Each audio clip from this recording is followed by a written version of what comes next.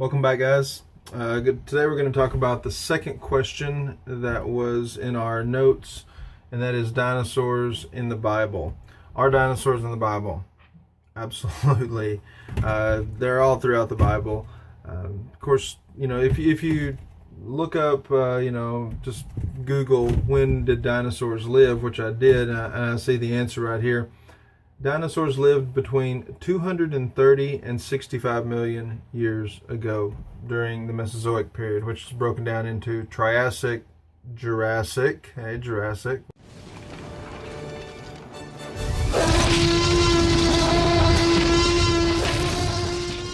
We all know about that one.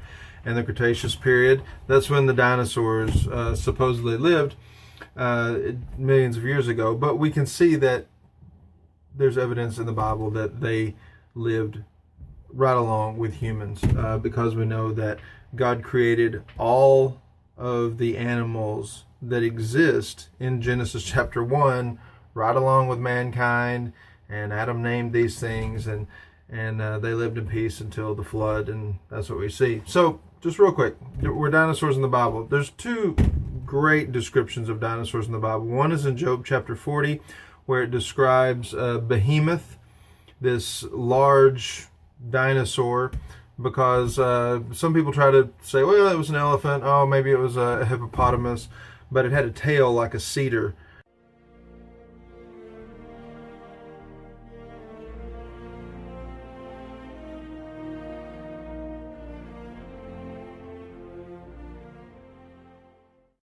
So I doubt that either of those really qualify. There's some other descriptions of it. I encourage you to read that, Job chapter 40, and then go on in Job chapter 41. It describes this other creature called Leviathan, which some people think, oh, this is an alligator, maybe it's a crocodile, but this thing is bad to the bone.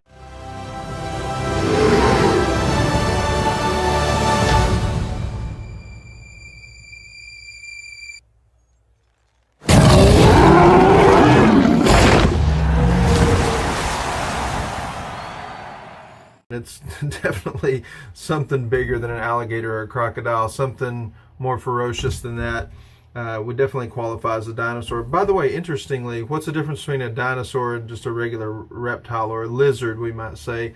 The word dinosaur does mean terrible lizard, but there is a difference between lizards and dinosaurs, and that is that dinosaurs have legs that cause them to walk upright, not upright like a man, but with straight legs rather than waddle like a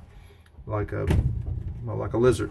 So there's also a Hebrew word called tanin that's found throughout Scripture. It literally means monster. It's used to describe different things, but it's found in Genesis chapter 1 to describe the great sea creatures that God created. Most likely some type of reptile.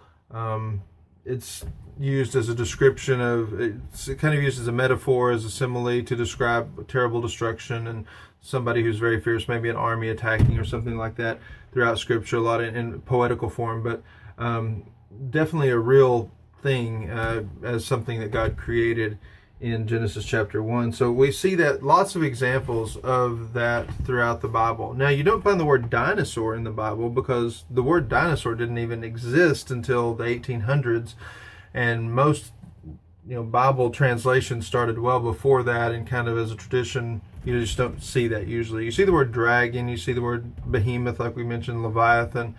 Interestingly, people ask, what about dinosaurs in the ark? Obviously Noah couldn't take dinosaurs on the ark. Well, actually, there's a lot of simple explanations for that. One is that the average size of dinosaurs, that all known dinosaurs that existed, is probably about the size of a sheep. So a lot of them are very small and not a big deal to get on the ark. Daddy, you've got to come see this! I found something! Are you looking at this? I'm afraid there isn't enough to go around. Only a small portion of them are actually the big dinosaurs that we think about. And even if you take a young version of one of those, a younger dinosaur, before it's fully grown, it could easily be small enough to fit on the ark. So a lot of ways they could have gotten them on the ark without much difficulty. So do we have to worry about, science talks about dinosaurs. Dinosaurs aren't really in the Bible. I don't know. This doesn't really make any sense. maybe I should believe science instead of the Bible. The Bible's got it covered. Do not worry about that. Read that in Job chapter 40. Read in Job 41, and just read God's account of creation in Genesis chapter 1 again, and just understand that God created everything. They didn't exist before that. They weren't some, there weren't some millions of years of creation. God created the world in 6 days, and we'll talk about young Earth and creation versus evolution in another video. But just understand that there are dinosaurs in the Bible, and we can trust Scripture. A lot of people ask, what happened to dinosaurs? Most likely they just died out after the flood. Not all of them. There are some things that still exist that could be still classified as dinosaurs, and some things we may not have found. They're still finding new species, animals they didn't know existed all the time. But most likely the atmospheric changes, the climate changes after the flood were very drastic. And so the remaining dinosaurs that were on the ark and that began to reproduce probably just died out eventually due to changes in the growth of plants, that maybe there wasn't enough food for them, atmospheric pressure, gravitational pull. A lot of things could have changed so drastically that they just eventually began to become extinct, which is the norm.